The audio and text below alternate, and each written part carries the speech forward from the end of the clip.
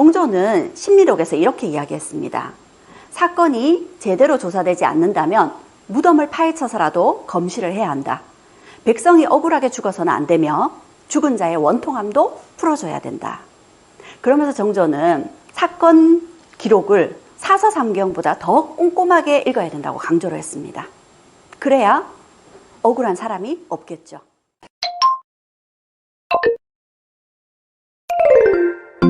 강 선생의 친절한 역사 이야기 57번째입니다.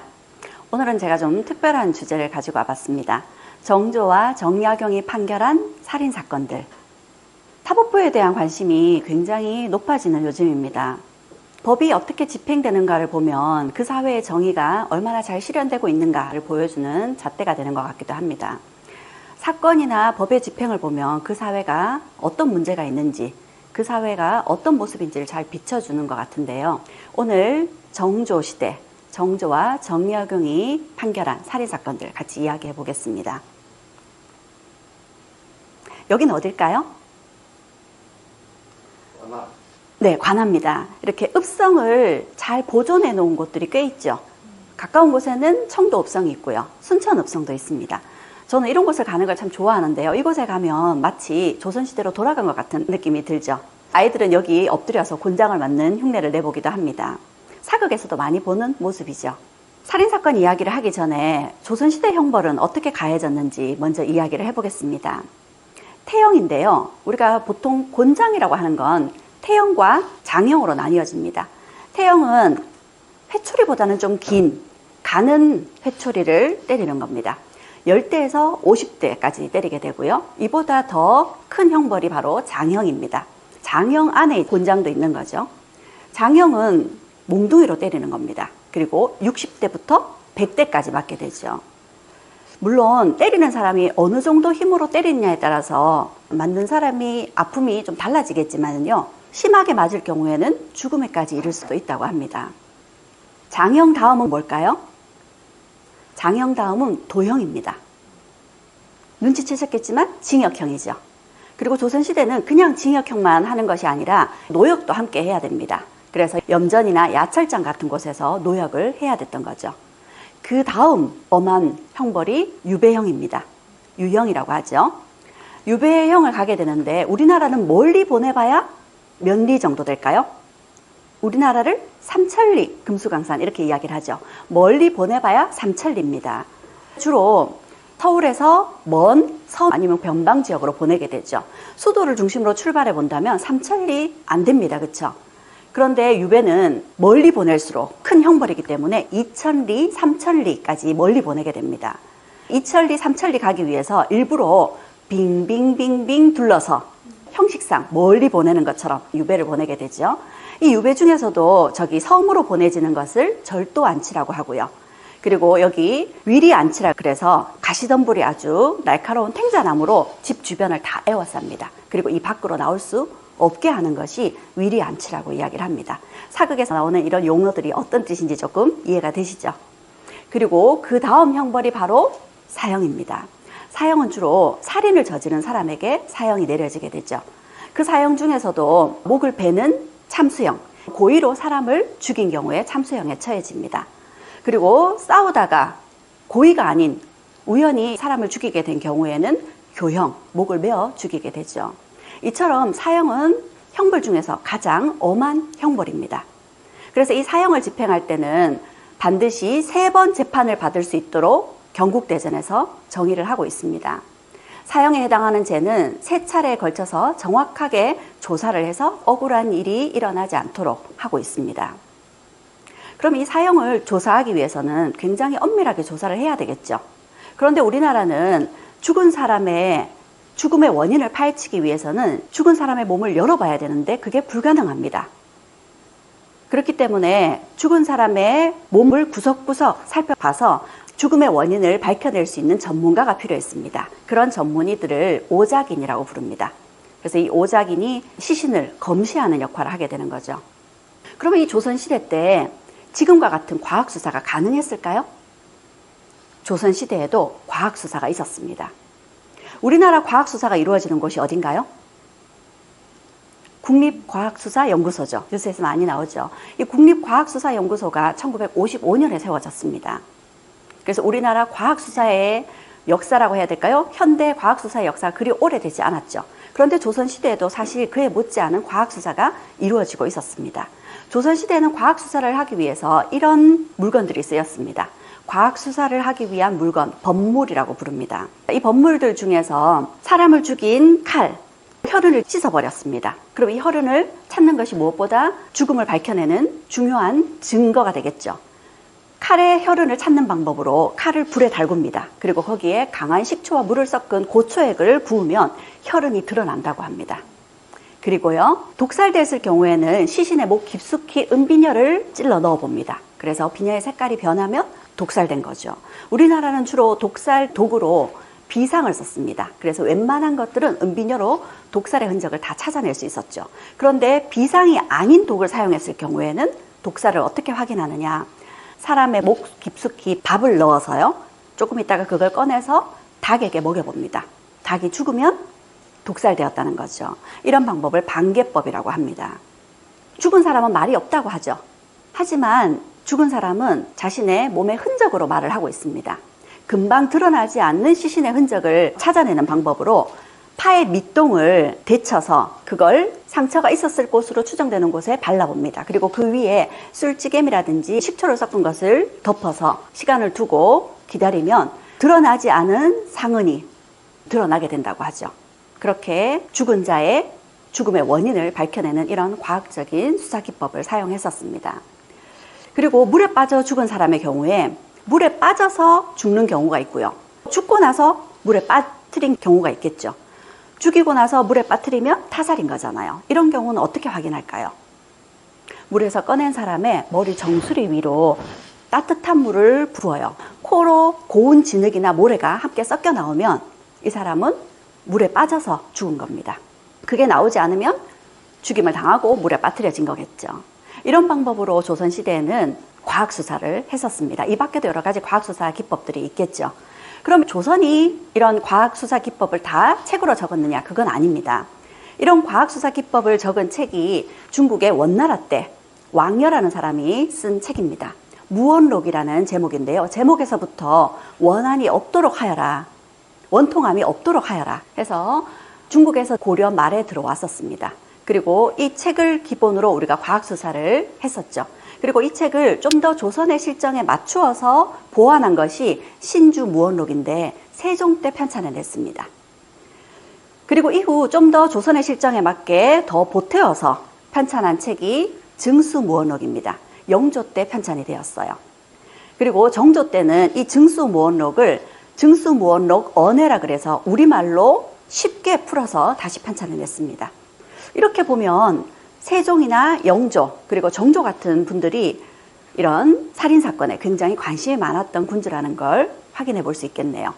그 중에서 오늘 저는 정조 그리고 정조와 함께 정약용이 이 살인사건들을 어떻게 해결해 나갔는지 같이 이야기해 보겠습니다. 정조죠. 정조는 이 밖에도 심리록이라는 책을 편찬해냈습니다. 역시 살인사건만을 다루고 있습니다. 정조 재위 기간 25년 동안 정조가 직접 판결한 살인사건 1112건을 다루고 있습니다. 그리고 정조는 정약용에게 여러 가지 살인사건에 대한 재조사를 명했습니다. 그래서 정약용은 정조의 특명을 받고 142건의 아주 어려운 살인사건들을 재조사하게 됩니다.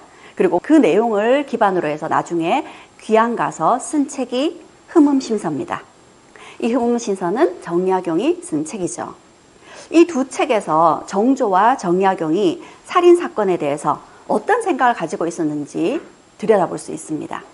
정조는 심리록에서 이렇게 이야기했습니다. 사건이 제대로 조사되지 않는다면 무덤을 파헤쳐서라도 검시를 해야 한다. 백성이 억울하게 죽어서는 안 되며 죽은 자의 원통함도 풀어줘야 된다. 그러면서 정조는 사건 기록을 사서삼경보다 더 꼼꼼하게 읽어야 된다고 강조를 했습니다. 그래야 억울한 사람이 없겠죠. 그리고 정약용은 흠음신서의 서문에 이렇게 적고 있습니다. 오직 하늘만이 사람을 살리고 죽이니 인명은 하늘에 매여 있는 것이다. 그런데 사람이 하늘의 권한을 대신 쥐고 있으면서도 삼가고 두려워할 줄 모른다. 살려야 할 사람은 죽이고 죽여야 할 사람은 살리고서도 태어나고 편안할 뿐 아니라 비참함과 고통으로 울부짖는 백성의 소리를 듣고도 구제할 줄 모르니 화근이 깊어진다. 그 당시에 잘못된 판결들에 대한 굉장한 안타까움을 표현하고 있습니다.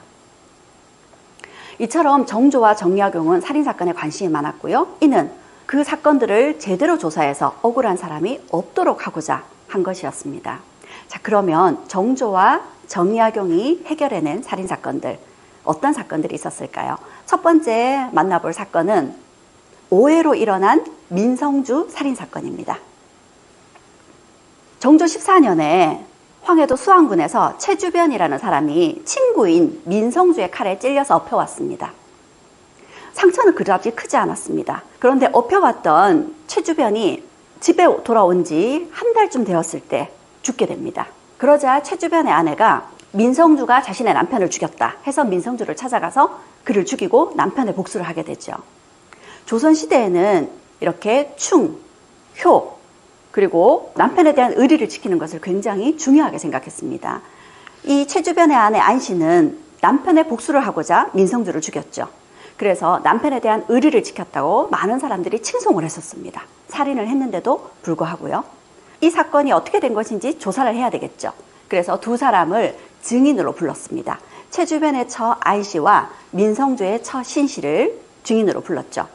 최주변의 처 안씨는 이렇게 이야기를 합니다. 민성주의 칼에 남편이 상처를 입었고 그 때문에 남편이 죽었다. 민성주가 자신의 남편을 죽인 거다. 이렇게 이야기를 합니다. 그런데 민성주의 처 신씨는 이렇게 이야기를 합니다. 자신의 남편은 최주변과 장난을 쳤을 뿐이다. 그래서 진짜로 찌른 것이 아니라 칼을 옆으로 눕혀서 상처를 살짝 입혔을 뿐이다. 내 남편이 최주변을 죽인 것이 아니다. 이렇게 고변을 합니다. 증인들의 말이 다르죠. 자, 이 사건을 제가 한번 정리를 해보고 다시 이야기를 이어나가겠습니다. 민성주와 최주변은 친구 관계입니다.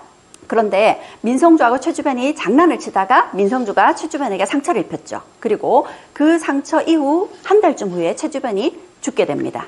그러자 최주변의 아내 안씨가 남편의 친구였던 민성주를 찾아가서 남편의 복수를 하겠다고 민성주를 죽인 사건이었습니다. 사건이 머릿속에 그려지시죠? 네. 자, 이 사건에 대해서 시신을 검안을 해야 됩니다. 최주변의 사인을 찾아내야 되겠죠. 그래서 검시가 이루어졌습니다. 첫 번째 검시를 초검이라고 합니다. 초검은 이 고을의 군수였던 수안 군수가 초검을 했습니다. 초검의 결과 민성주가 최주변을 찔러 죽인 것이 맞다. 이렇게 결론을 내었습니다. 그런데 살인사건이기 때문에 한 번의 검시가 아니라 적어도 2번 이상의 검시가 이루어져야 됩니다.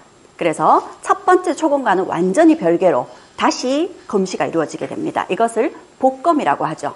그런데 이 복검은 마침 수안과 가까운 지역이었던 곡산 지역의 부사, 누구죠? 정약용이 복검을 하게 됩니다. 정약용은 아주 꼼꼼하게 검시를 했는데요. 최주변의 시신에서 이렇게 상처가 곪아서 크게 커진 것들을 발견했고요. 그 아래쪽에 칼날과 관련된 상흔이 보였습니다. 그런데 그 상흔이 길이가 길면서 깊이가 별로 깊지 않았어요. 이 말은 정말 장난치듯이 칼날을 옆으로 친 겁니다. 실제로 이 사람을 죽이려고 칼을 휘둘렀다면 상처가 깊게 나게 되겠죠. 그런데 이 상처는 깊지가 않았던 거죠. 그래서 정약용은 칼날을 옆으로 눕혀서 때렸기 때문에 민성주는 최주변을 죽일 의사가 없었다는 것을 확인할 수 있었습니다. 그리고 또 결정적인 증거가 나왔습니다. 최주변이 신고 있던 버선이었어요. 버선에는 상처에서 나온 걸로 보이는 혈흔이 발견되었습니다. 그런데 결정적으로 버선이 찢겨 있나요? 버선이 찢겨 있지 않습니다. 그 말은 최주변이 민성주의 칼에 찔리지 않았다는 얘기가 되는 거죠. 결정적인 증거가 된 겁니다. 그리고 또 다른 제보가 나왔습니다. 죽은 최주변이 민성주와의 장난으로 상처를 입고 나서도 보름 후에 일을 했다고 합니다. 최주변의 직업이 창고직이었어요. 창고에 있는 무거운 짐을 옮기는 일이었습니다. 그런데 상처를 입고도 이런 무리한 일을 했다는 거죠. 그 말은 상처가 최주변의 직접적인 사인이 아니란 얘기가 되는 거죠. 그래서 정약용은 복검 결과 보고서에 이렇게 3가지 증거를 제출하게 됩니다. 왼쪽 복사뼈 밑에 있는 상처는 길이는 길지만 그 깊이가 깊지 않아서 죽이려는 의사가 없었던 걸로 보인다. 두 번째는 피는 묻어있지만 찢어지지 않는 버선. 이것은 민성주의 칼날이 최 주변을 찌르지 않았다는 얘기가 되는 거죠. 세 번째 증거는 보름 후에도 최 주변이 일을 했던 정황으로 봐서 민성주로 인한 상처가 최 주변의 직접적인 사인이 아니었다는 얘기가 됩니다. 그래서 정리학용은 이런 결론을 내리게 되었죠. 최 주변은 칼에 찔려 죽은 것이 아니라 칼로 인한 상처를 제대로 치료하지 않아서 폐혈증으로 죽은 것이다. 그렇다면 어떻게 되나요? 최 주변의 아내가 남편의 복수를 한 것은 정당한 일이지만 민성주가 최 주변을 죽인 것이 아니라는 사실이 드러났습니다. 그럼 이걸 어떻게 해야 될까요? 이렇게 되면 최 주변의 아내가 남편의 복수를 한 것은 정당화될 수 없습니다. 최 주변의 아내가 사정을 정확하게 알지 못하고 민성주에게 복수를 한 거죠. 그래서 민성주의 과실은 인정되지만 고의성이 없었고 사망과도 직접 연결되지 않는다 해서 결국 이러한 사안을 제대로 알지 못하고 민성주를 죽인 최 주변의 아내는 옥에 갇히게 됐습니다. 이번에는 조선의 살인사건 두 번째입니다. 시어머니에게 살해당한 며느리 박조이 사건입니다. 박조이라는 시집 온 지 몇 달 되지 않은 새댁이 목을 메고 스스로 목을 3번 찔러서 자결을 했습니다. 이 집안이 이 지역에서는 명망이 있는 집안이었기 때문에 시집 온 지 몇 달 되지 않은 며느리가 자살했다. 별로 좋지 않은 일이죠. 그래서 서둘러 장례를 치러버렸습니다. 관아에 신고도 하지 않고요. 그러자 이 며느리의 친정에서 이 사건에 대해서 제대로 조사를 해달라고 관아에 고발을 하게 된 겁니다. 그래서 조사를 하게 되었죠. 이미 장례를 치른 무덤에서 시신을 꺼내어서 검시를 하게 되었습니다. 초검에서 평산부사는 박조이의 죽음을 자살로 단정을 했습니다. 목을 맨 흔적이 발견이 되었고요. 스스로 목을 찌른 것으로 보여지는 3곳의 자상이 발견되었습니다. 그리고 시신이 눈을 감고 있었고 손에 칼을 방어한 흔적이 없었습니다. 그 말은 타살이 아니라는 얘기죠. 그래서 자살로 결론을 지었습니다. 역시 복검이 이루어져야 되겠죠. 복검은 이웃의 백천 군수가 복검을 했습니다. 복검의 결과도 마찬가지였습니다. 박조이가 자살했다는 것에 대해서 아무런 의혹이 없다는 겁니다. 자살이 맞다는 거죠. 그런데 한 가지, 초검에서 보였던 목맨 흔적이 복검에서는 보이지 않았습니다. 시신이 오래되면 그런 흔적이 사라질 수 있거든요. 그럴 때 과학수사 기법이 필요한 겁니다. 파의 밑동을 데쳐서 이 목맨 흔적 위에 덮고 그 위에 초를 적신 종이를 얹어봤습니다. 그런데도 목을 맨 흔적이 나오지 않습니다. 그래서 다시 술찌개미에 강한 초주까지 쏟아부어 봤지만 역시 목을 맨 흔적이 나타나지 않는 거였습니다. 초검과 복검에 약간 차이가 있죠. 초검에는 보였던 목맨 흔적이 복검에서는 왜 보이지 않았을까요? 시신이 시간이 오래되면 그 흔적이 사라질 수 있습니다. 하지만 이렇게 과학적인 수사 기법을 도입하면 그 흔적이 나타나야 되거든요. 그런데 왜 나타나지 않은 걸까요? 실제로 목을 메어서 죽게 되면 피가 이쪽으로 모여들어서 살아있을 때 목을 메어서 죽게 되면 그 흔적이 사라지지 않습니다. 그런데 죽임을 당하고 목이 메어져서 죽게 될 경우에는 죽고 나서 목이 메어졌기 때문에 피가 목으로 쏠리지 않습니다. 그래서 그 흔적이 사라질 수 있다는 거죠. 그래서 이 두 초검과 복검에서는 그 결과가 일치하지 않는 겁니다. 그리고 며느리 박조이의 죽음에 연관이 있을 법한 용의자가 3사람이 있었습니다. 그래서 관찰사는 이 사건에 대해서 다시 조사를 하고 용의자 이 3사람들에 대해서도 다시 조사를 하라고 명을 내렸습니다. 그런데 조사가 제대로 이루어지지 않았습니다. 왜냐하면 박조이의 시댁이었던 이 집이 이 지역에서는 명망 있는 가문이었기 때문이죠. 이들에 대한 조사가 흐지부지 제대로 이루어지지 않았죠. 그러니 박조이 친정에서는 이 억울함을 어디에 하소연할 데가 없었습니다. 그래서 박조이의 친정 오라버니가 정조 임금이 행차를 할 때 그 행차를 막고 격쟁이라 그래서 꽹가리를 두들겨서 왕에게 억울함을 호소하는 제도가 있습니다. 이 격쟁이라는 제도로 정조 임금에게 자신의 누이의 억울함을 호소하면서 재조사를 요구하게 되었고 정조는 그 재조사 요구를 받아들여서 이곤수라는 사람을 암행어사로 파견해서 이 사건을 다시 조사하라고 명을 내렸습니다. 사건을 다시 조사하라고 명을 내렸기 때문에 무덤을 파헤쳐서 시신을 꺼내어서 다시 조사가 이루어졌습니다. 그런데 이 재조사에서 백골이 되어가는 시신의 두개골에서 둔기로 맞은 흔적이 발견이 되었습니다. 새로운 정황이 나왔죠. 그리고 목을 메고 나서도 죽지 않자 스스로 칼을 찔렀던 흔적이 있었다 그랬죠. 그런데 한 번 찔러서 죽지 않자 또 한 번 더 깊이, 또 한 번 더 깊이 찔러서 죽게 된 겁니다. 그런데 사람이 스스로 죽겠다는 마음으로 찌를 수는 있지만 그 다음 찌를 때는 그 고통에 더 깊게 찌른다는 건 불가능하다는 겁니다. 처음보다 더 깊게 찔러서 그 자상으로 죽는다는 건 불가능하다는 거죠. 그리고 세 번째, 복검에서 목을 맨 흔적이 발견되지 않았습니다. 죽임을 당하고 나서 목이 메어졌다는 증거가 되는 거죠. 그래서 이러한 세 가지 증거로 박조이는 타살된 것으로 결론이 내려졌습니다. 그러면 이 박조이를 죽인 사람은 누구였을까요? 3명의 용의자가 있었죠. 우선 남편 조광선은 부부 사이가 그다지 좋지는 않았다고 합니다. 그래서 용의선상에 올랐던 거죠. 시어머니는 이 며느리를 굉장히 구박했다고 합니다. 그런데 이 시어머니가 좀 수상합니다. 시어머니는 이 집에 자주 드나들던 인척이었던 조광진이라는 사람과 불륜관계라는 소문이 자자했습니다. 이 시어머니가 이 불륜관계를 며느리에게 들켜버린 겁니다. 그런데 이 두 사람은 보통 불륜관계가 아닙니다.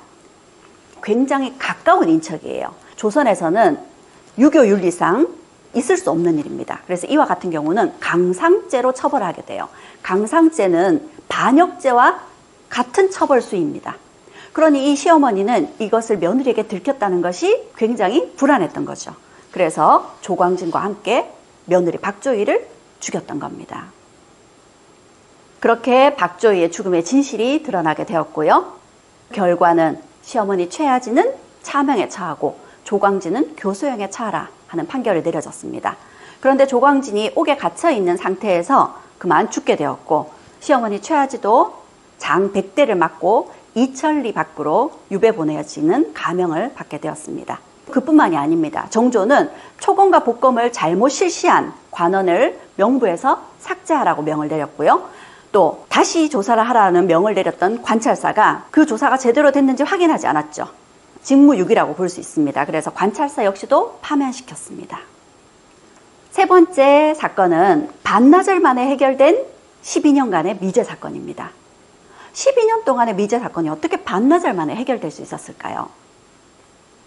1799년 정조 23년에 정조 임금은 정약용에게 형조 참의를 제수했습니다. 형조 참의는 지금으로 얘기하면 법무부 차관입니다. 정조 임금은 살인사건에 굉장히 관심이 많았죠. 그 중에서도 재조사가 필요한 살인사건, 그리고 미제사건에 대해서 믿고 맡길 만한 사람이 필요했습니다.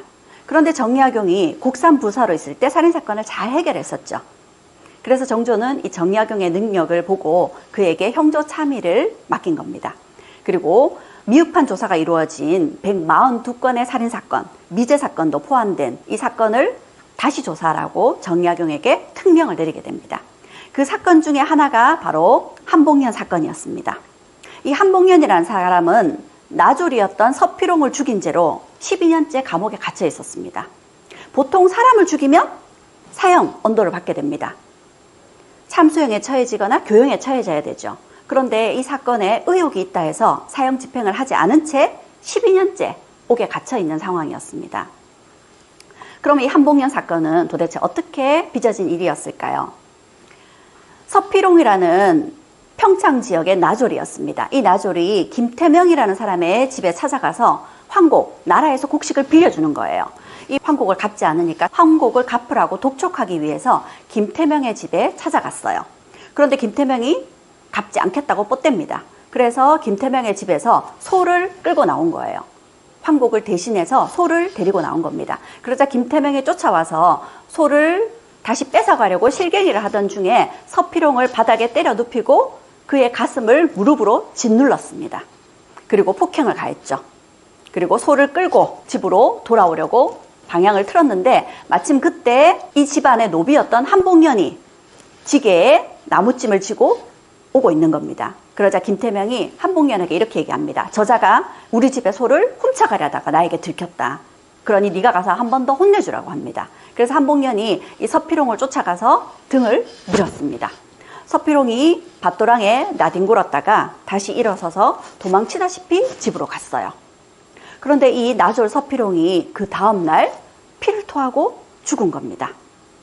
그래서 한복년이 이 서피롱을 죽게 했다 해서 옥에 갇히게 된 거죠. 그러면 이 서피롱의 죽음은 무엇 때문인가? 역시 검시를 했었습니다. 검시의 결과 가슴 중간이 검붉고 딱딱했으며 둘레는 약 12.2cm라고 했고요. 사인은 맞아 죽은 것이다 라는 결론이 났습니다. 이 사건을 다시 한번 정리해보자면요. 김태명과 나졸 서피롱 황곡 징수 문제 때문에 다투었습니다. 그리고 김태명이 서피롱의 가슴을 무릎으로 짓누르면서 폭행을 했죠. 그리고 뒤늦게 한복년은 서피롱의 등을 밀었을 뿐이었습니다. 그런데 그 다음날 서피롱이 피를 토하고 죽었다는 거죠. 이 사건을 조사하기 위해서는 물론 죽은 서피롱을 검시해야 되는 것도 중요한 일이었지만 이 사건의 정황을 분명하게 확인하기 위해서 증인들이 필요했습니다. 그래서 나선 증인들의 이야기를 들어보면 여기에 있는 이 증인은 김태명이 나졸 서피롱을 때리는 것을 보지 못했다고 이야기를 합니다. 또 다른 증인은 한복년이라는 이 집의 노비가 나졸 서피롱의 등을 밀치는 걸 봤다는 증인이 나온 거죠. 그러니 이 증인들의 말을 토대로 한복년이 나졸 서피롱을 죽인 거다 해서 한복년이 옥에 갇히게 된 겁니다. 그런데 알고 봤더니 이 증인들이 다 김태명과 관련 있는 사람들이었던 거죠. 한복년은 그렇게 억울하게 옥에 12년째 갇혀 있었습니다. 그런데 이 사건, 이 명확하지 않은 사건을 재조사하라고 정조가 정약용을 파견시켰죠. 정약용은 이 사건을 조사하고 나서 이렇게 이야기를 합니다. 나졸 서피롱의 가슴을 짓누른 것은 김태명이었고 나졸의 등을 민 것은 한복년이었습니다. 그런데 나졸의 상처는 등이 아니라 가슴에 있었습니다. 그러면 나졸 서피롱을 죽음에 이르게 만든 사람은 누구라는 거죠? 한복년이 아니라 김태명이라는 얘기가 되는 거죠. 그래서 정조는 한복년을 즉시 석방시키고 그에게 새 옷을 내렸으며 그와 관련된 모든 신문 기록을 삭제하도록 했습니다. 그리고 김태명에 대해서는 그에게 죄가 있지만 처음부터 살인할 의도는 없었음을 감안하여 사형만은 면할 수 있게 해주었습니다. 다음 사건은요.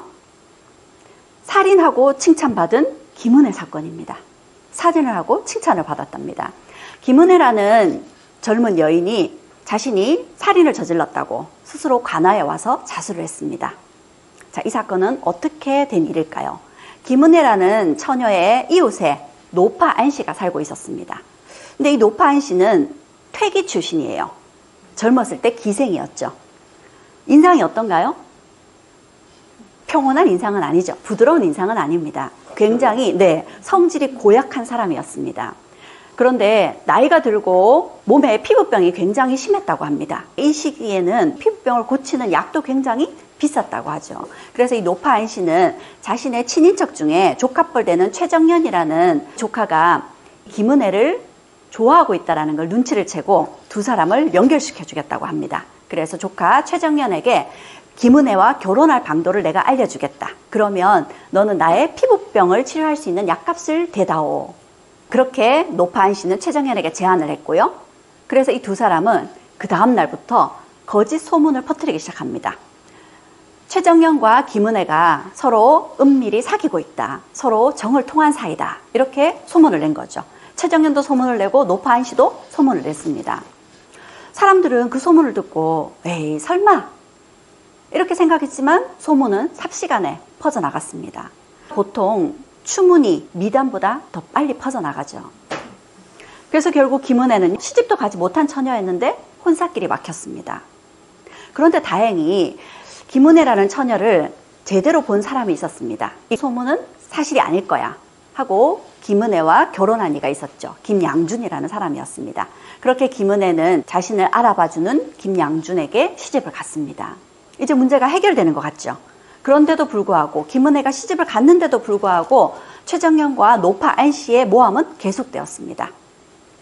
최정년은 사람들에게 김은혜가 자신과 사귀어 놓고 딴 남자에게 시집을 갔다. 이렇게 거짓 소문을 퍼뜨렸고요. 노파 안씨 역시도 정년이가 중매를 서주면 내 약값을 대준다고 했는데 김은혜가 배신을 하고 딴 놈에게 시집을 갔다. 그래서 정년이가 내 약값을 대주지 않아서 내 병이 깊어진 거다. 은혜녀는 내 철천지 원수다. 이렇게 계속 소문을 퍼뜨리고 다닙니다. 그러니 이 거짓된 소문 때문에 김은혜는 계속 스트레스를 받았겠죠. 처음에는 그 소문에 대응하지 않았습니다. 소문이 잠잠해지기만을 기다렸던 거죠. 그런데 이 거짓된 소문은 1년이 지나고 2년이 지나도록 계속되었습니다. 이쯤 되자 이 문제는 김은혜 혼자만의 문제가 아니죠. 자신의 명예는 물론이고 자신의 남편 그리고 시댁의 명예까지 실추시키는 큰 문제였습니다. 더 이상 가만히 있을 수가 없었죠. 그래서 김은혜가 노파안 씨를 찾아갑니다. 그리고 노파안 씨를 무참하게 칼로 찔러 죽였습니다. 노파안 씨만 죽이면 되나요? 최정현도 죽여야 되겠죠. 그런데 김은혜 친정어머니가 딸을 만류해서 노파안 씨만 죽이고 자수를 하게 된 겁니다. 자, 이 사건을 다시 한번 정리해보자면 김은혜는 김양준이라는 좋은 남편을 만나서 결혼을 했죠.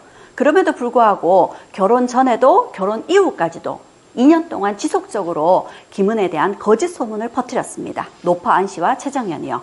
그래서 이를 참다 못한 김은혜가 노파안 씨를 살해한 사건이었습니다. 그리고 김은혜는 옥에 갇혔습니다. 옥에 갇힌 김은혜에 대한 조사가 이루어졌고요. 김은혜는 그 조사에서 자신을 이렇게 항변했습니다. 규중의 처녀를 모함해서 더럽게 하는 것은 있을 수 없는 일입니다. 게다가 결혼을 했는데도 그치지 않고 거짓말을 하는 것은 사회 기강을 어지럽히는 일입니다. 참을 수 없었습니다. 제가 비록 어리석지만 사람을 죽이면 관가에 잡혀가 저 자신도 죽을 거라는 걸 알고 있습니다. 그러니 제가 오늘 죽는 것은 당연한 일입니다. 죽을 각오를 하고 자신의 억울함을 호소하기 위해서 자신의 명예를 스스로 되찾기 위해서 노파안 씨를 죽였던 거죠.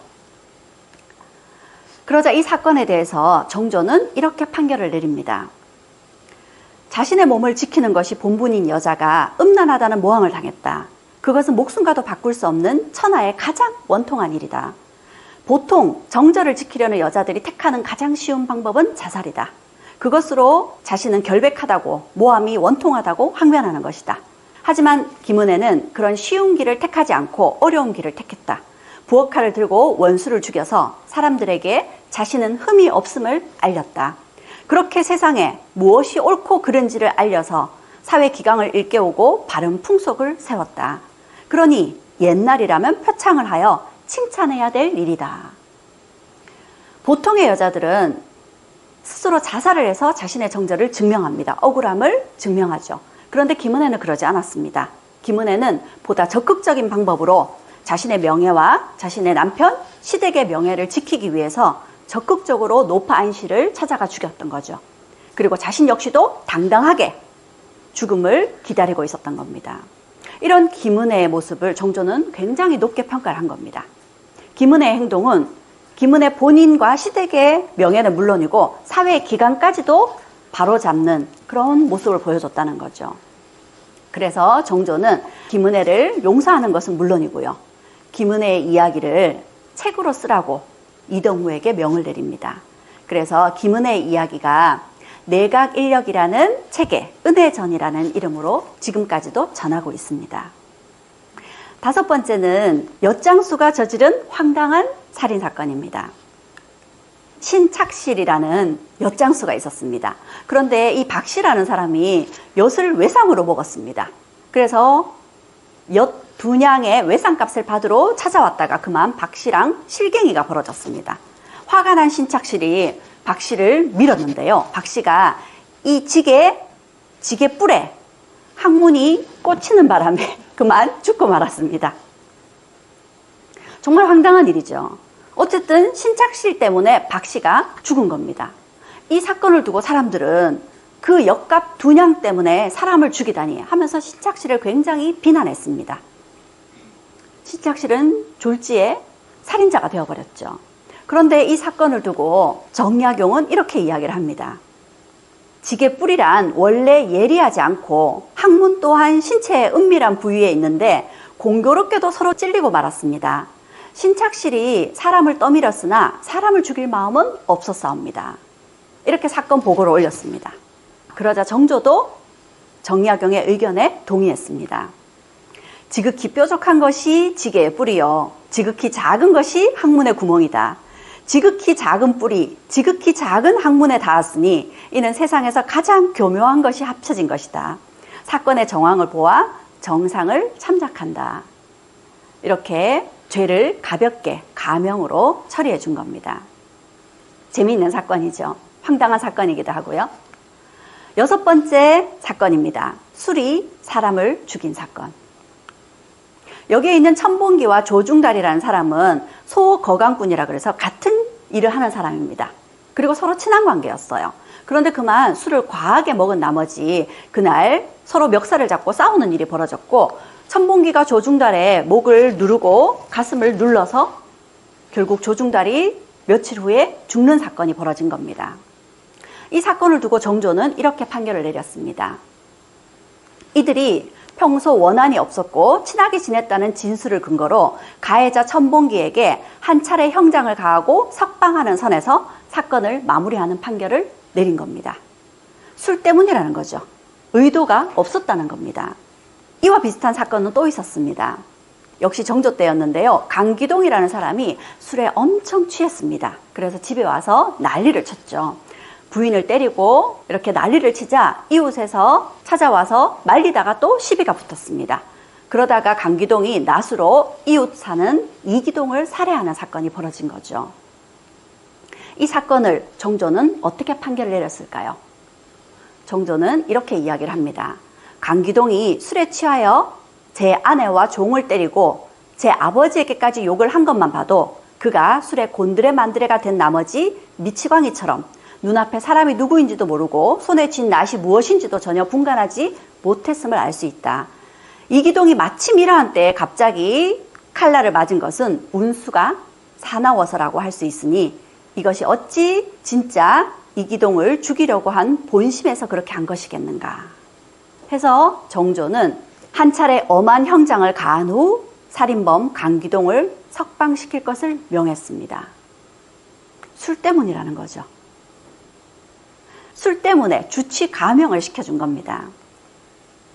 정조는 25년 재위 기간 동안 백성들이 억울함을 느끼지 않도록 신중하고 꼼꼼하게 사건들을 검토하고 판결을 내렸습니다. 그가 25년 동안 직접 사건을 판결한 것만 해도 1112건이죠. 그런데 그 중에 사형은 불과 36건에 불과했습니다. 3.2%죠.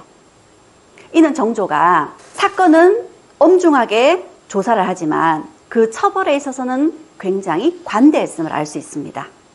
그 저변에는 백성을 아끼는 정조의 애민정신이 담겨 있는 거죠. 정약용은 대체로 정조의 이런 판결에 동의를 합니다. 하지만 정약용은 공정하면서도 마음까지 어우르는 정조의 판결을 지지했지만 정조의 관대한 처벌에는 반대했습니다. 특히 정조의 주치 감형 판결에 대해서는 강한 의문을 제기하고 강하게 반대했던 거죠. 정약용은 죄 지은 만큼 벌을 받게 하는 것이 정의를 실현하는 길이라고 생각했습니다. 그는 죄수에게 관용을 베푸는 것을 음덕이라 생각하는 이들을 강하게 비판하면서 죄 지은 자가 정당하게 죄값을 받는 것 또한 죽은 사람을 위한 음덕임을 알아야 한다. 이렇게 강조를 했습니다. 그러면서 주치 감형에 대해서는 바보나 정신 이상자는 타고난 것이므로 하늘이 만든 재앙이다. 그렇지만 술주정은 스스로 만든 재앙이라는 거죠. 술은 스스로의 의지로 마신 겁니다. 그러니 술주정으로 일으킨 사고 역시도 고의로 봐야 된다는 거죠. 이렇듯 정조와 정약용은 여러 가지 살인사건들을 함께 해결했지만 사건을 판결하는 데 있어서는 생각이 조금 다른 측면도 있었습니다. 정조는 관대한 처벌을, 그에 반해서 정약용은 법을 엄격하게 집행하기를 주장했던 거죠. 사건을 판결하는 데 있어서 두 사람의 관점은 다소 차이가 있었지만 살인사건을 판결하는 데 대한 이 두 사람의 기본적인 생각은 같았습니다. 억울한 이가 없도록 신중에 신중을 기하여 판결을 한다는 것이죠. 그러한 생각은 정약용의 흠음신서에 잘 나타나 있습니다. 흠음신서, 책 이름이 좀 독특하죠. 저도 오래전에는 아니 책 이름을 왜 이렇게 지었지? 이렇게 생각을 했습니다. 이 흠음신서의 흠흠, 이건 시경에서 나온 말이기도 하지만 흠흠은 신중하고 또 신중하게 판결을 내리라는 뜻입니다. 우리가 흔히 아주 깊은 고민을 할 때 자신도 모르게 이런 신음소리 같은 소리를 내죠. 아주 신중하게 고민하는 모습을 드러낸 것이 흠입니다. 저는 이 흠이라는 말을 우리 사회에 사건을 조사하고 판결을 내리는 사람도 가슴에 좀 새겼으면 하는 생각입니다. 우리 사회에서는 법관의 판결을 놓고 어떤 기준으로 판결을 내리게 하고 있을까요?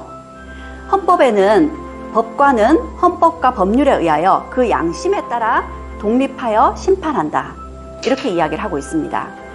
법률에 의거하여 판결을 내리는 것은 맞지만 한편 그 양심에 따라 판결을 내린다고 합니다. 표현이 좀 애매모호하죠. 그런데 전 대법관이었던 어떤 분은 이렇게 이야기를 했습니다.